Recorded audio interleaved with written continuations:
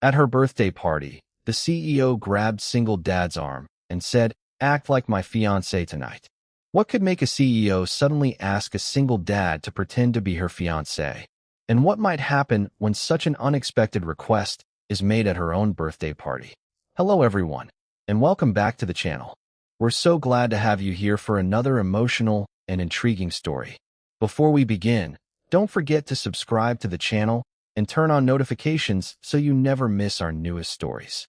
Thank you so much for spending your time with us and for continuing to support the channel. Your support means everything. Now, we'd love to hear from you. What would you do if someone suddenly asked you to pretend to be their fiancé? With that question in mind, let's step into this unforgettable moment and discover how the story begins. The silver music box slipped from the waiter's tray just as Ethan reached beneath the stage. He caught it 6 inches above the marble floor, one hand still gripping a steel wrench. Its tiny ballerina trembled beneath the crystal lid while the ballroom chandelier scattered white light across his scarred knuckles. For one suspended second, even the string quartet seemed to lose its breath. "Careful," Ethan said, setting the box upright. The young waiter stared at it, pale beneath the gold wash of the ballroom lights. "I didn't see the cable. Now you will. Is it damaged?" Ethan turned the brass key gently. 3 delicate notes rose above the clink of champagne glasses, soft and slightly uneven, but alive. Still playing. He handed it back without accusation, then crouched beside the half-open stage panel. 20 minutes earlier, the hotel manager had called him away from his daughter's birthday week hospital appointment because the main platform had begun sinking beneath the weight of the floral arch. Ethan had arrived in the only suit he owned, an old charcoal jacket polished thin at the elbows, with his toolbox in one hand and sawdust still caught along one cuff. The ballroom smelled of gardenias, candle wax, and money. Guests drifted beneath silk banners bearing Claire's initials, their laughter clean and sharp against the warm hum of hidden speakers. "Club soda," a man ordered, pressing an empty glass toward Ethan. "He's fixing the stage," the waiter said. The man looked over Ethan's worn lapels. In that suit, a woman beside him smiled into her champagne. "Perhaps maintenance is dressing for tips now." Ethan took neither the glass nor the insult. He tested the warped support beam, listened to the wood answer with a dry creak, and tightened the temporary brace. Quiet was not surrender when a man knew what deserved his strength. "You have 15 minutes, the hotel manager whispered, sweat shining at his temples. "If that platform fails, I lose this account. Clear the left corner. We can't move the display. Then it stays unsafe." Ethan's voice never rose. The manager studied him, then signaled the staff to move a 6-foot arrangement of white roses. Crystal vases scraped across linen. Guests complained. Ethan ignored them and replaced the cracked locking pin with a reinforced bolt from his case, sacrificing the custom part reserved for tomorrow's paid job. The metal clicked into place, firm and final. Above him, a woman in an ivory evening gown had stopped beside the stairs. Claire had seen dozens of people handle that music box over the years with rehearsed reverence because they knew what it was worth. Ethan had not known it belonged to her mother. He had simply seen something fragile falling and moved before anyone asked. She descended 1 step. "Where did you get that?" she asked the waiter. "It slipped, Miss Claire." He caught it. Ethan rose and brushed dust from his trousers. Up close, the box released the faint scent of cedar and old perfume. Claire took it with both hands, tracing a small dent near the hinge. "You wounded." "I needed to know whether the mechanism survived." "And did it?" The melody reached its 4th note, then snagged. Ethan listened. The fall didn't damage it. One tooth in the cylinder was already bent. Around them, conversations resumed, but Claire kept watching the man everyone else had mistaken for someone beneath their notice. He closed his toolbox and stepped toward the service corridor, his work complete and his reserved part gone. Then the ballroom doors opened, and Claire heard a board member announce that the evening's most important presentation was about to begin. Her fingers tightened around the music box. Across the room, Ethan was already leaving, and for the first time that night, Claire looked at the exit as if something valuable were about to disappear through it. Before we continue, where are you watching from? Drop your city or country in the comments below. And if you believe in dignity and second chances, hit like and subscribe. These stories spark change, and we're glad you're here. Now, back to Ethan. Crystal chimed against crystal as the ballroom lights dimmed to a cold corporate blue. The warmth vanished from the ivory tablecloths, and the scent of birthday candles gave way to hot projector dust. Claire turned toward the stage while the board member lifted a champagne glass. Ladies and gentlemen, the evening's most important presentation is about to begin. Applause rolled beneath the chandeliers. Claire had approved no presentation. On the screen behind him appeared two silver initials intertwined above the logos of her company and Hale Capital. C and V. Victor Hale emerged from the crowd in a midnight tuxedo, carrying a velvet ring box and the easy smile of a man who believed the answer had already been purchased. Claire, he said, let's stop making everyone wait. Turn that screen off. It's already agreed. Not by me. The projector hummed.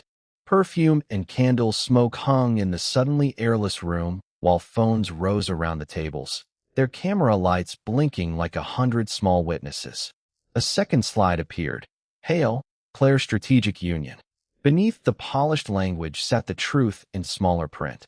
Shared voting control, consolidated leadership. Victor positioned to enter her company through a marriage announced before she could refuse it privately. Claire looked toward the board. No one met her eyes. One director adjusted his cuff links. Another studied his drink. They had wrapped a takeover in roses and called it a birthday gift. Victor descended the steps and extended his hand. Smile? We can settle the details later. Claire's thumb pressed against the bent tooth of her mother's music box. Across the ballroom, Ethan had reached the service corridor. His charcoal suit looked nearly black beneath the exit light, his toolbox hanging from one hand. He had repaired their stage, protected something irreplaceable, and asked for nothing, not approval, not access, not even recognition. Ethan. Her voice disappeared beneath the applause. He kept walking. Claire gathered the skirt of her ivory gown and crossed the marble floor, passing Victor's open hand, the stunned board members, and the guests turning in their chairs. Her heels struck hard and fast. Click, click, click. At the corridor threshold, she caught Ethan's arm. The old wool beneath her fingers was rough, still faintly scented with sawdust and machine oil. He stopped and looked first at her hand, then at the giant engagement slide glowing behind her. Is the stage failing? He asked. No. Do you need the manager? No. The applause thinned into scattered claps, then died. Claire could feel hundreds of eyes measuring the distance between her gown and his worn sleeve.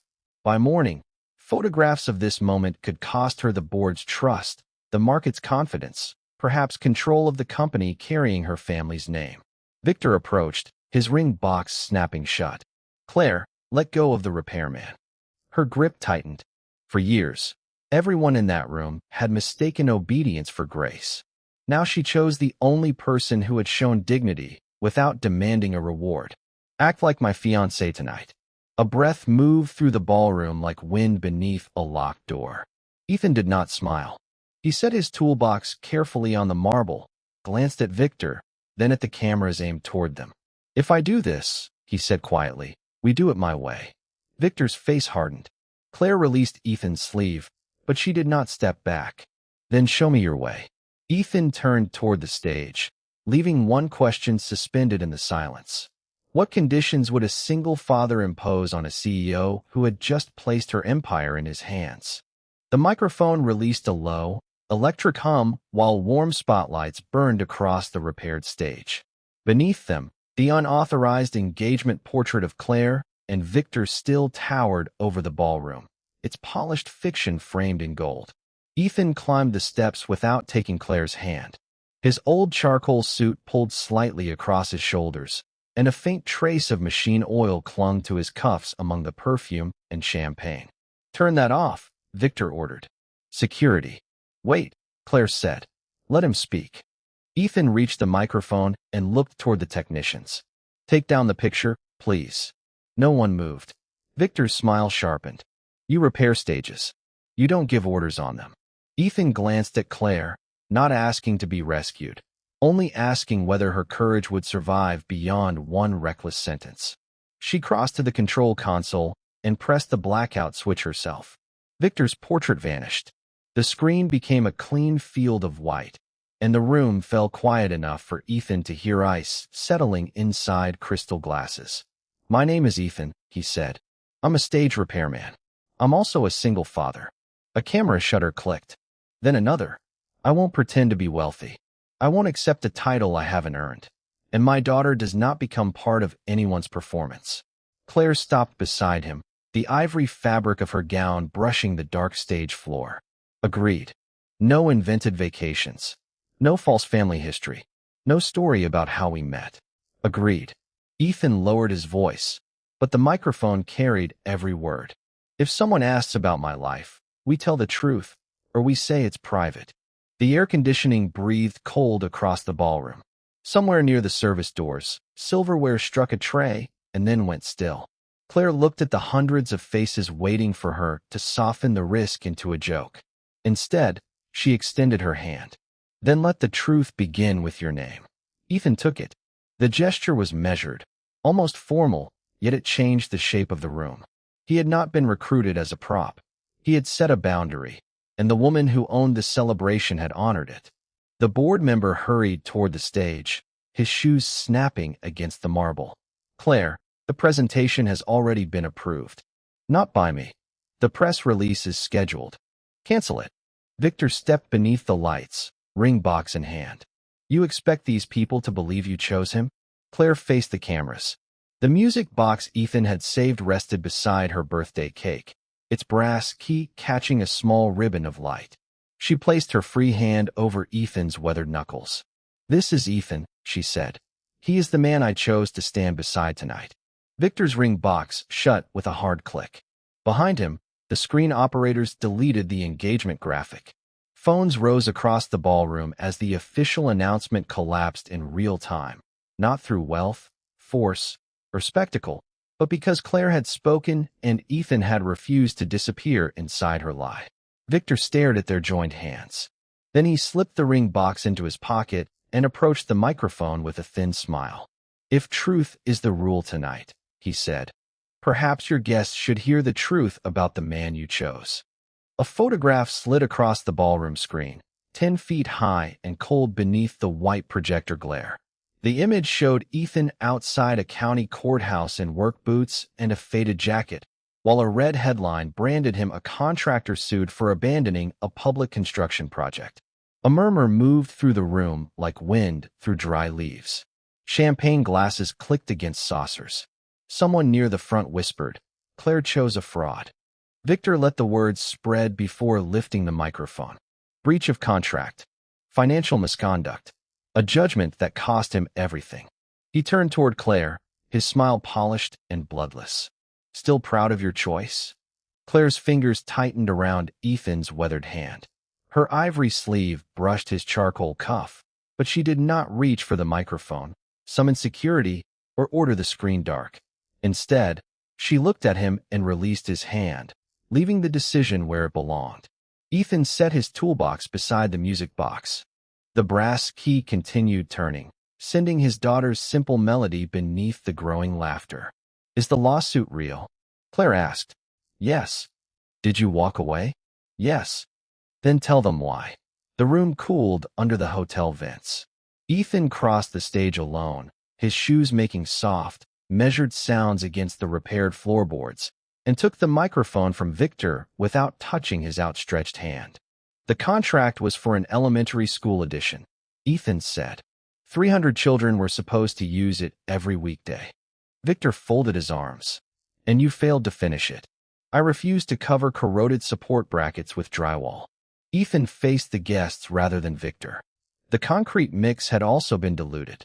"The inspection reports were altered. I documented everything and stopped my crew before the walls were sealed." Victor tapped the screen with one finger. "A judge still ruled against you. Because the materials passed on paper." Ethan reached into his old suit and removed a creased copy of the judgment he had carried for years. Its edges were soft from handling. "I broke the contract. I paid my workers from my own account.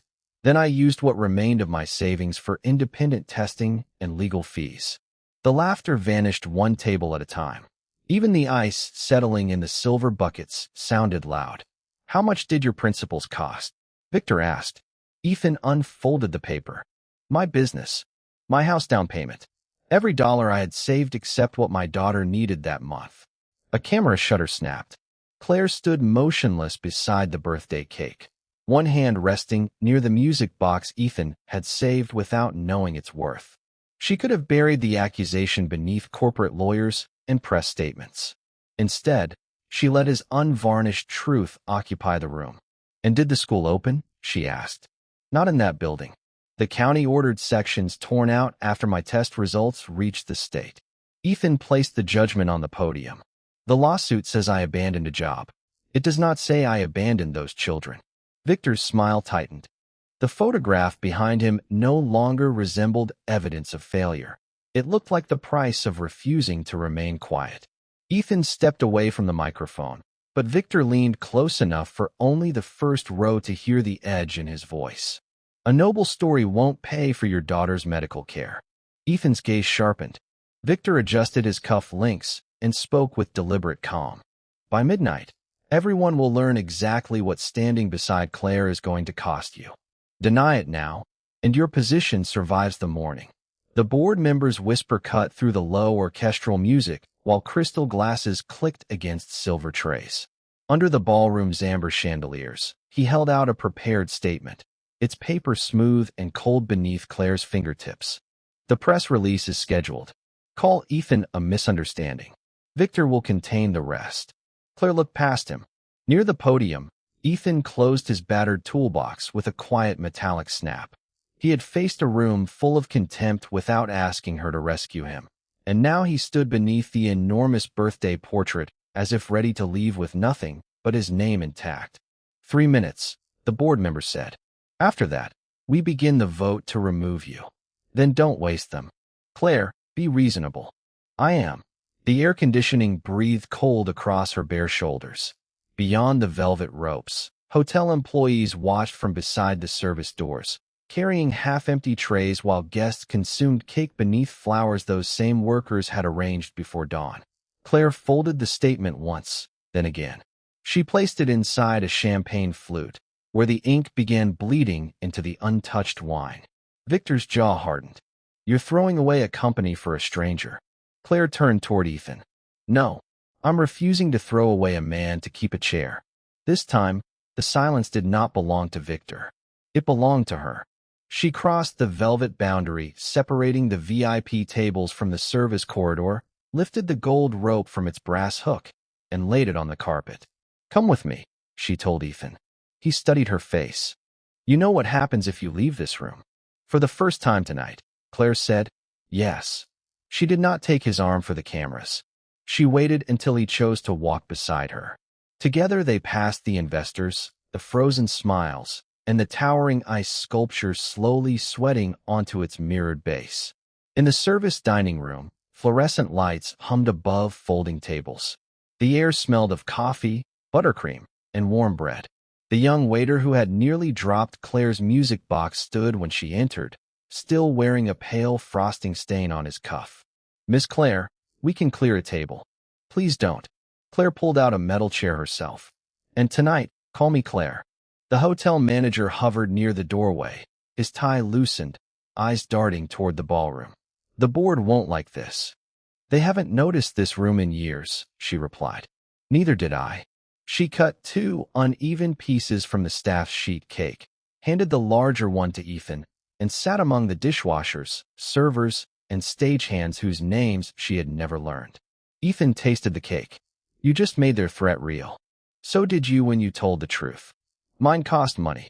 Claire glanced toward the open doorway, where the board member watched with the abandoned statement clenched in one hand. Mine may cost authority. A phone vibrated inside Ethan's jacket. He checked the screen, and the warmth left his eyes before he silenced it. Claire noticed, but he slipped the phone away before she could read the message. From the ballroom, a microphone crackled. The board member's voice rolled through the speakers, thin and official. The emergency vote concerning Claire's removal as CEO will begin in 10 minutes. Around the folding tables, forks stopped against paper plates. Claire took another bite of cake. Ethan did not. His phone vibrated again, and this time the screen showed a deadline, midnight. Cold air spilled from the service corridor as the kitchen doors swung open, carrying the smell of coffee and scorched sugar. Beyond them, ballroom music faded beneath the measured click of approaching shoes. Victor Hale stopped beside Ethan's chair and placed a black folder on the table. "Midnight is generous," he said. "Your daughter's insurer only needs my signature." Claire rose, but Ethan touched the back of her wrist, gentle and firm. "You have a vote waiting. And you have something you're hiding. Not from you. For you." The fluorescent lights hummed above the half-eaten cake. A refrigerator compressor shuddered against the wall, and Victor opened the folder to a page bearing the insurance company's seal. Ethan's phone vibrated again. "Authorization pending. The hotel's employee plan covers the procedure," Victor said. "The hotel's liability carrier is owned by one of my holding companies. At midnight, your coverage review becomes a cancellation." Ethan read every line. His thumb rested over the message from the surgical coordinator, but he did not open it. "What do you want? Walk into that ballroom. Say Claire hired you. Say the romance was staged. You keep your job, your insurance, and the surgery date.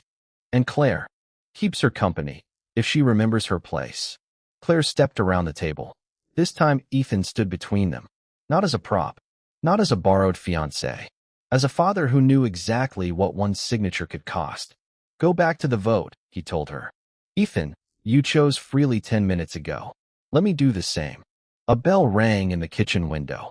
Steam clouded the stainless steel, warm against the colder corridor, while the young waiter quietly led Claire toward the ballroom doors. She looked back twice. Ethan waited until those doors closed before facing Victor. No, Victor's smile barely moved. "Think about your daughter." "I am." "Then confess." "I won't teach her that a frightened man should sell someone else's dignity to buy his own relief." Victor pulled out his phone and made one call. "Terminate his hotel contract.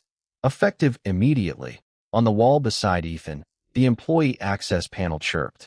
His identification badge blinked red. A second notification followed. "Employment coverage ends at 11:59 p.m. The hotel manager appeared at the corridor entrance holding an envelope and Ethan's tool case. His jaw tightened as he removed Ethan's staff credential from the lanyard. "I'm sorry," he said quietly. Ethan accepted both without argument.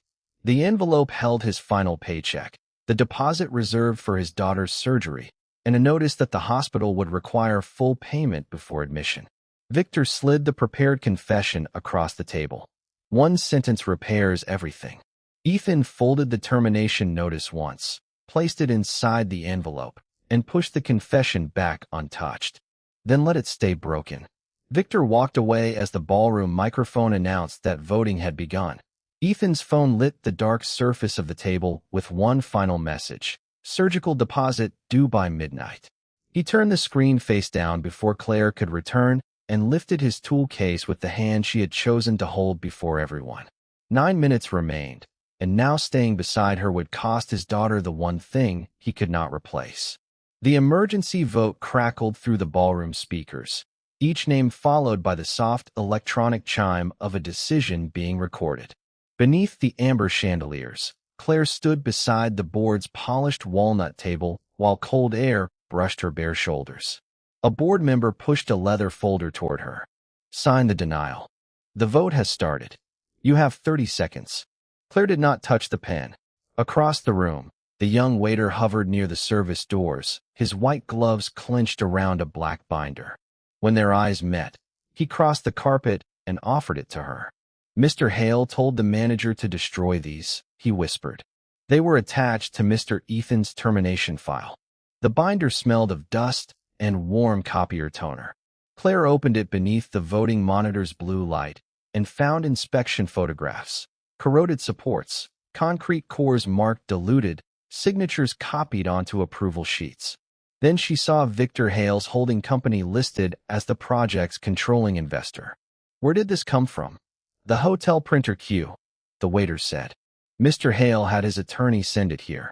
Claire turned another page. County records confirmed that the unsafe construction had later been removed. Bank statements showed Ethan paying abandoned workers, independent laboratories, and legal fees until his savings were gone.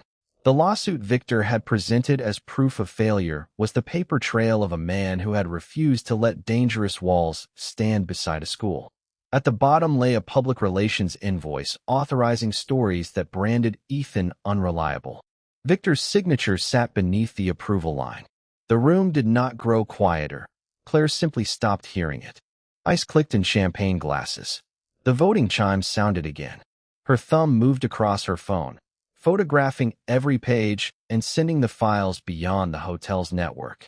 Victor approached, his cologne sharp against the waxed wood and birthday candles. Close the folder. You financed that project. Careful. You buried him to bury this.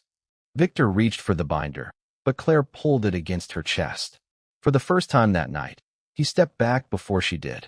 A loose sheet slipped onto the table, Ethan's employment termination order.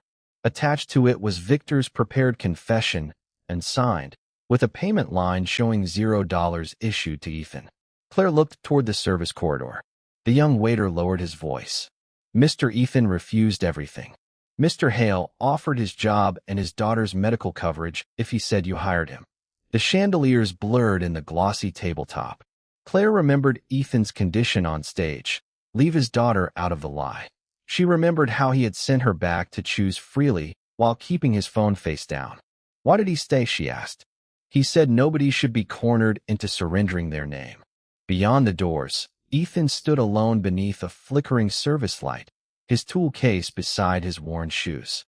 Claire crossed the ballroom, ignoring the board member calling that only 1 minute remained. You knew what Victor was doing to me, she said. Ethan met her gaze. I knew what it looked like when powerful people called coercion a choice. And you took nothing? Taking money would have made him write about me.